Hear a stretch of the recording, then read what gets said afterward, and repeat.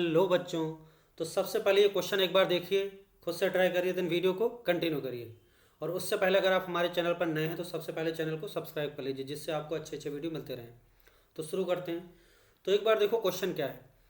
Consider the relations from set A to itself where set A दिया हुआ है 1, 2, 3, तीन एलिमेंट में। Then the correct match of column 1 with column 2 is. तो पहला पार्ट ए क्या है, देखो total number of non empty relations are. B part क्या है, total number of reflexive relations are. C part है total number of symmetric relations are. और D part क्या है, total number of equivalence relations are. तो एक तरीके से ये परमुटेशन कॉम्बिनेशन वाला ज़्यादा क्वेश्चन है, ठीक है। बस आपको इसकी प्रॉपर्टी पता होनी चाहिए कि reflexive symmetric transitive equivalence non empty क्या होता है।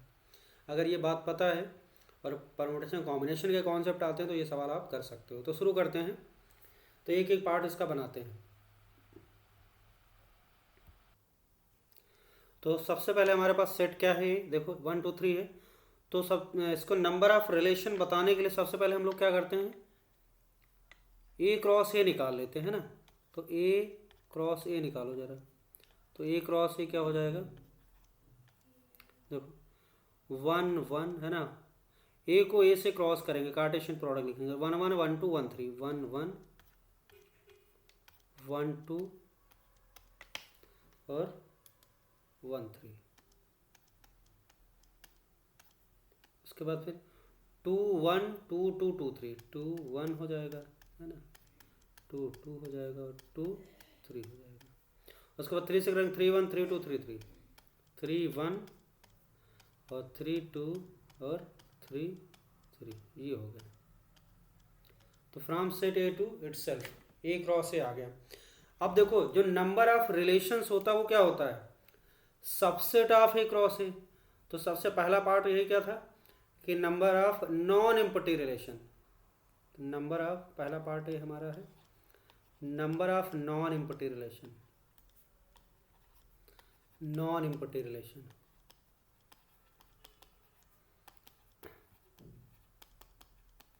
तो number of non empty relation क्या हो जाएगा, ए क्रॉस ए के सबसेट। और हमें नॉन एम्प्टी लिखना है तो क्या करना है, जब इसके सबसेट लिखेंगे तो क्या होगा, उसमें एम्प्टी वाला सेट भी आ जाएगा, तो उसको माइनस कर देंगे, एक ही आएगा। तो सबसेट क्या होता है, किसी सेट के सबसेट की संख्या कितनी होती है, ए क्रॉस ए में कितने एलिमेंट है, 1, 2, 3, 4, 5, 6, 7, 8, 9। तो यहाँ पे देखो ए में 3 एलिमेंट हैं, तो इसमें number of element in A cross ए क्या हो जाएगा, number of element in A cross ए कितना हो जाएगा, 3 का स्क्वायर। तो ये जो कि 9 है। तो इसके सबसेट्स कितने हो जाएंगे, 2 की पावर 9 और एक इम्पटी वाला होगा उसको माइनस कर देते हैं। तो ये जो नंबर होगा वो क्या होगा, number of non empty relation बनेगा। तो जो इसके सबसेट्स होते हैं ए क्रॉस ए के वही क्या होते हैं, रिलेशन होते हैं। तो 2 की पावर 9 की वैल्यू क्या होती है, 512 और -1 कर दो तो कितना आ जाएगा, 511। तो पहले पार्ट के सामने हमारा 511 आ जाएगा, ठीक है। अब आते हैं हम लोग सेकंड पार्ट पे। तो सेकंड पार्ट क्या कहलाता है, सेकंड पार्ट देखो नंबर ऑफ रिफ्लेक्सिव रिलेशन पूछा गया। तो number of reflexive relation, number of reflexive relation पूछा गया है।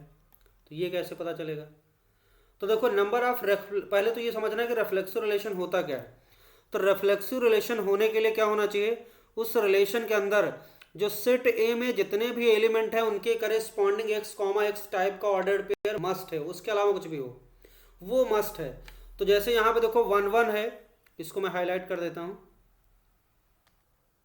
तो देखो यहाँ पे 1, 1, 2, 2, 3, 3। तो जब नंबर ऑफ रिफ्लेक्सिव रिलेशन बनाएंगे तो हम लोग ऐसे लिखेंगे, देखो। तो यहाँ पे ये 1, 1 तो डालेंगे ही, 1, 1 का रहना जरूरी है, ठीक। और ये क्या हो जाएगा, 2, 2 का रहना जरूरी है और 3, 3। ये तो इसके साथ कोई उपाय नहीं, इसको रहना, ये तीनों को रखना है। इन तीनों को रखने का क्या होगा, एक ही तरीका होगा, रख दो तीनों को। अब बाकी के जो स्पेस है इसमें सब बचे हुए ऑर्डर्ड पेयर की मर्जी चलेगी।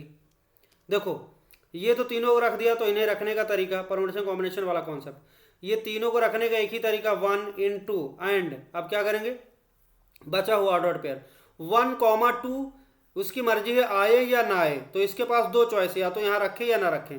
तो 2 इसकी चॉइस है 1, 2 के लिए। 1, 3 की कितनी चॉइस है, 2 चॉइस है। तो यहाँ पे या तो रखें या तो ना रखें। 2,1 की कितनी है, 2 चॉइस हैं। ऐसे ही आप इसको, वो तो रखा है। 2,3 की कितनी चॉइस है, 2 चॉइस हैं। फिर से 3,1 की 2 चॉइस है, या तो रखें या तो ना रखें। एंड 3,2 की 2 चॉइस है। तो इस तरीके से कितना हो गया, देखो यहाँ पे कितने बार आ गया 2, 1 2 3 4 5 6, तो 2 की पावर 6 हो गया। अब इस चीज को आप ऐसे भी देख सकते हो, यहाँ पे 1 1 2 2 3 3, इसको तो रहना जरूरी है। तो ए में कितने एलिमेंट है, 3 एलिमेंट है, तो 1 1 2 2 3 3, तो ये 3 एलिमेंट है, तो एक्स कॉमा एक्स टाइप के कितने होंगे, 3 होंगे। तो टोटल कितने होते हैं, टोटल क्या थे, 3 स्क्वायर थे, 9 थे, तो 9 में से क्या करो, 3 माइनस कर दो, तो क्या बचा, 6 बचा, और 2 की पावर 6 लगा दो। तो अगर मान लेते सेट ए के अंदर, अगर मान लेते सेट ए के अंदर n एलिमेंट है, तो क्या लिखेंगे, इसको नोट में यहाँ लिखते हैं, if set A have n elements, है ना।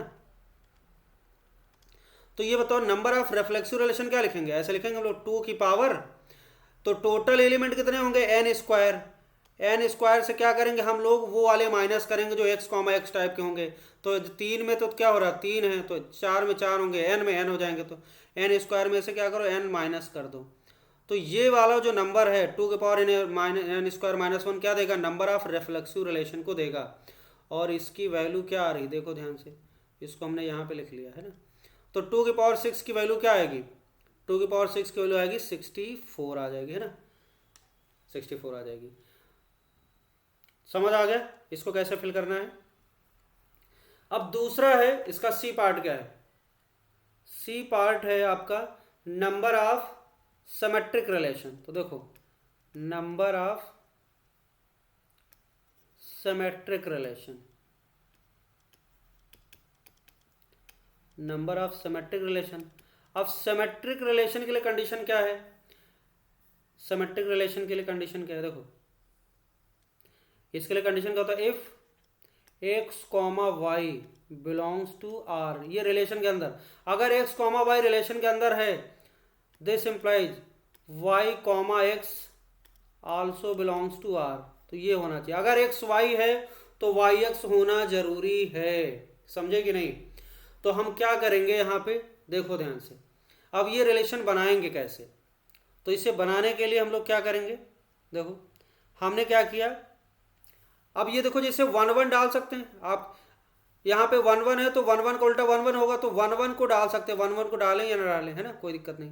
तो जब हम यहाँ पे रिलेशन बनाएंगे तो इस तरीके से लिखेंगे, देखो कुछ ऐसा, 1 1 को डालने की चॉइस क्या होगी, एक ही चॉइस, ओ सॉरी 2 चॉइस है, 1 1 को डालने की, या तो इसको डालें या तो ना डालें। तो ये क्या है 2, एंड मतलब मल्टीप्लीकेशन, मैं यहाँ पे ब्रैकेट नहीं बनाना चाहिए, वो वैसे समझने के लिए बना रहे हैं, ठीक है। एंड क्या होगा, अब ये 2 2 को डाल सकते हैं, क्योंकि 2 2 डालेंगे तो 2 2 का उल्टा भी अवेलेबल है। तो 2 2 को डालने की इतनी चॉइस है 2, या तो डालें इसको या तो ना डालें। एंड 3 3 को डालने की इतनी चॉइस है 2, तो ये हो गया। अब हमारे पास जो ये वाले बच्चे 1 2 2 1, अब जो 1 2 2 ये वाले जो 6 ऑर्डर्ड पेयर बचे, इनको डालने का क्या करेंगे, देखो इसको मैं यहाँ पे लिख लेता हूँ, इसको ऐसे लिख लेता हूँ। यहाँ पे है हमारा 1 2 और ये 2 1, है ना, और क्या है 1 3 3 1, 1 3 और 3 1, और उसके बाद 2 3 3 2, 2 3 और 3 2। देखो हमारे पास 1 1 को तो डालने की 2 चॉइस है, 2 2 को डालने की 2 चॉइस है, 3 3 को डालने की 2 चॉइस है। अब देखो 1 2 अगर इसमें डालेंगे तो वो क्या रहेगा, 1 2 अगर इसमें ले जाते हैं इसके अंदर, तो 2 1 भी रहना चाहिए सिमेट्रिक होने के लिए। तो हमारे पास ये एक रिस्ट्रिक्शन ये हो गया कि अगर ये चीज जाएगी, अगर 1 2 जाएगा तो ये इसको लेके जाएगा। तो 1 2 और 2 अगर जाएगा तो ये पूरा जाएगा, और नहीं जाएगा तो नहीं जाएगा। तो ऐसे ये वाला चीज 1 3 3 1 ये पूरा, तो एक तरीके से हमने एक ग्रुपिंग कर दी। अब अगर इस रिलेशन को बनाना, तो ये अगर इसके अंदर जाएगा तो ये पूरा जाएगा, या तो नहीं जाएगा। तो इसकी चॉइस कितनी होंगी, या तो इसमें डालें या तो ना डालें, 2 चॉइस हो गई, है ना, एंड 2 चॉइस। ऐसे इस वाले के लिए कितनी चॉइस है, 2 चॉइस, और इस वाले की कितनी चॉइस है, 2 चॉइस। तो देखो ये आप इसको यहाँ पे मेंशन कर देते हैं, ये किसके लिए था, ये इसके लिए था, और ये वाला इसके लिए था, है ना, और ये वाला किसके लिए था, ये 1 1 के लिए है, और ये किसके लिए है, 2 2 के लिए है, और ये क्या है 3 3 के लिए, ठीक। ये तो टोटल कितना आ गया, ध्यान से देखो टोटल कितना आ गया, 2 की पावर कितना आ गया, ये 3 हो गया, और 2 की पावर 3 तो ये हो गया, और ये कितना होगा 2 की पावर 3 हो गया, तो 2 की पावर 6 आ गया, तो ये फिर से आ गया 64 रिलेशन। अब इसको हम लोग एक जनरलाइज वे में करते हैं। देखो जैसे अगर मान लेते हैं हमारे पास क्या है, इसके अंदर n एलिमेंट है, एक सेट है जिसके अंदर क्या है n एलिमेंट है, ठीक है ना।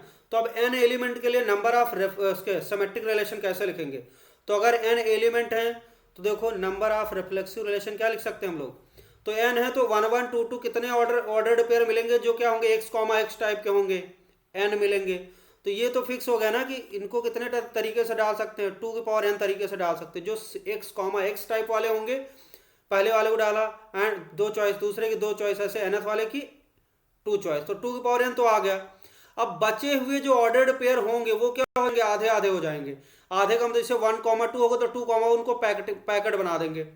तो अब ये बताओ अगर n एलिमेंट होंगे तो ऑर्डर्ड ए क्रॉस ए में कितने ऑर्डर्ड उसमें ऑर्डर्ड पेयर आएंगे, n स्क्वायर आएंगे। अब n स्क्वायर में क्या होगा, इसको समझ लो, n स्क्वायर में से n निकाल दो जो x टाइप के हैं, तो ये n निकाल दिया है ना। अब ये जो बचे हुए ऑर्डर्ड पेयर हैं इसमें क्या होंगे, ये जैसे x y तो y x टाइप का होगा, तो पेयर वाइज ऐसे बना लेंगे। तो देखो जैसे ये 6 बचे थे तो 6 से कितने पेयर बने, 3 पेयर बन गए, 1 2 2 1 1 3 3 2 3 3 2 है ना। तो n स्क्वायर माइनस n से कितने पेयर इसके आधे बन जाएंगे, तो n स्क्वायर माइनस n को क्या करें 2 से डिवाइड कर देते हैं। अब इतने जोड़े इतने पेयर बनेंगे तो ये इतने पैकेट बनेंगे, जैसे यहाँ पे देखो 3 पैकेट बनेंगे, टोटल 6 तो 3 पैकेट बने 2 2 के, तो जाएगा तो एक पैकेट पूरा जाएगा जिससे कि वो सिमेट्रिक रहे। 1 2 तो 2 1 होना चाहिए तभी रहेगा। अब क्या करते हैं, इतने पैकेट हैं तो ये जो ये पैकेट है जिसमें जाएगा तो पहला पैकेट जाएंगे, चॉइस कितनी है 2, ऐसे दूसरे की 2, तीसरे की 2, तो ऐसे n square minus n by 2 की कितनी चॉइस हो जाएंगी ऐसे। तो क्या हो जाएगा 2 की पावर, देखो यहाँ 3 पैकेट थे तो 2 की पावर 3 आया, तो यहाँ पे इतने पैकेट बन रहे हैं तो क्या हो जाएगा 2 की power n square minus n by 2 हो गया। तो 2 की पावर क्या हो जाएगी, इसको सही कर लेते हैं, n square minus n by 2 और प्लस n, इसको सही करो जरा, जनरल फार्मूला मिल जाएगा आपको, 2 की power n square minus n plus 2n, और ये हो जाएगा बाई 2, तो हो जाएगा 2 की पावर हो जाएगा n square plus n by 2, तो n स्क्वायर प्लस n और बाई 2, तो इसको आप लिख सकते हो 2 की पावर, देखो यहाँ पे कॉमन ले लेते हैं n प्लस 1 बाई 2। अब देखो ये जनरल फार्मूला मिल गया सिमेट्रिक रिलेशन का। अगर किसी सेट के अंदर n एलिमेंट हैं तो नंबर ऑफ सिमेट्रिक रिलेशन कितने बनेंगे, 2 की पावर n प्लस 1 बाई 2 बन जाएंगे। तो ये सीधे मिल सकता है इससे, और यहाँ पे हमारा आ गया कितना आया,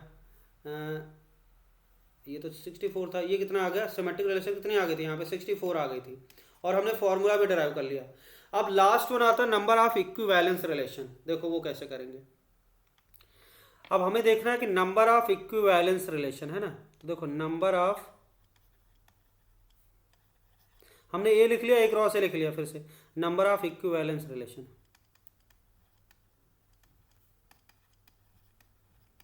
तो इक्विवेलेंस रिलेशन होता क्या, तो इक्विवेलेंस रिलेशन होने के लिए पहले क्या होना चाहिए, रिफ्लेक्सिव होना चाहिए, और प्लस सिमेट्रिक होना चाहिए, और प्लस ट्रांजिटिव, तीनों चीज़ें होनी चाहिए, ठीक है, तभी वो इक्विवेलेंस रिलेशन होगा।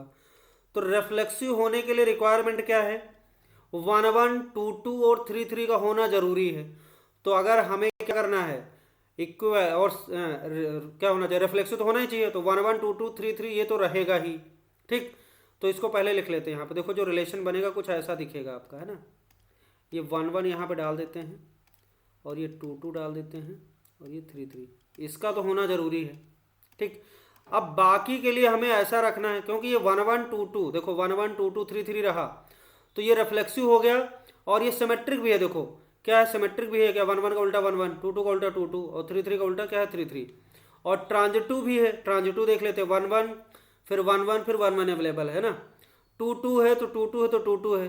तो पहले तो ये लिख लेते हैं रिफ्लेक्सिव सिमेट्रिक का कंडीशन, तो आपको पता है ना ट्रांजिटिव वाली कंडीशन क्या होना चाहिए। तो देखो एक बार हम लिख लेते हैं ना कि ये तीनों कंडीशन सेटिस्फाई कर, ये तो मस्ट है, ये मस्ट है, ये तो होना ही चाहिए, है मस्ट कंटेन, ये तो रहना ही चाहिए। अब दूसरा जो पॉइंट है सिमेट्रिक होने के लिए कंडीशन क्या होनी चाहिए, इफ एक्स कॉमा वाई है ना, F X comma Y belongs to R, relation आ रहा है यहाँ पे, then Y comma X belongs to R, ये हो गया सिमेट्रिक होने के रिलेशन। और तीसरी कंडीशन ट्रांजिटिव होने के लिए रिलेशन क्या है, if X comma Y and Y comma Z है ना, X comma Y and Y comma Z belongs to R, then क्या होना चाहिए, आर यहाँ पे रियल नंबर, आर रिलेशन है, ठीक है, then X comma Z belongs to R. तो ये हो गई ट्रांजिटिव होने के लिए कंडीशन, ये टी के लिए है और ये सिमेट्रिक होने के लिए कंडीशन। तो ये वाला 3 ऑर्डर्ड पेयर तो मस्ट है। अब देखो, अब हम यहाँ पे लिखने की कोशिश करते हैं ऐसा रिलेशन जो क्या रिफ्लेक्सिव सिमेट्रिक। तो सबसे पहले तो हम एक सिंगल ये वाला लिख लेते हैं। देखो ये अगर हम रिलेशन लिखते हैं कौन सा 1 1, अच्छा इसका कोई डायरेक्ट फॉर्मूला नहीं मिल पाएगा, तो 1 1 2 2 और ये हो गया आपका 3 3। एक तो ये एक आइडेंटिटी रिलेशन है ना, ये क्या आइडेंटिटी रिलेशन है, और ये भी क्या होता है रिफ्लेक्सिव सिमेट्रिक ट्रांजिटिव, ये आर एस टी दोनों तीनों चीजें है। 1 1 है तो 1 1 है ना, पहले रिफ्लेक्सिव चेक करना तो 1 1 2 2 3 3 होना जरूरी है, इसके अलावा अगर है नहीं है कोई मतलब नहीं। तो देख लिया मिनिमम क्या है 1 1 2 2 3 3 है, रिफ्लेक्सिव हो गया। सिमेट्रिक के लिए 1 1 है तो 1 1 का उल्टा 1 1 है, 2 2 है तो 2 2 का उल्टा 2 2 है, 3 3 है तो 3 3 का उल्टा क्या है 3 3 है, सिमेट्रिक भी हो गया। ट्रांजिटिव के लिए क्या है 1 1 है, फिर 1 से शुरू होने वाला फिर से 1 1 ही है, फिर से 1 से 1 है ना, एक्स कॉमा जेड होना चाहिए, तो ये आखिरी, तो ये 1 1, ये ट्रांजिटिव भी होगा, सबके लिए वैलिड है। तो एक तो रिलेशन मिल गया आपको इक्विवेलेंस। अब इसके अलावा देखो जब हम रिलेशन बनाएंगे तो हम क्या करेंगे, अब यहां पे जैसे हम ये डालने की कोशिश करें 1 बचे हुए का ऑर्डर्ड पेयर कौन कौन से, देखो 1 2 है और 2 1 है, तो हम अगर 1 2 सिर्फ डालेंगे, एक एक ऑर्डर पेयर डालेंगे तो वो क्या रहेगा 1 2 अगर डाल दिया तो यार सिमेट्रिक नहीं रहेगा।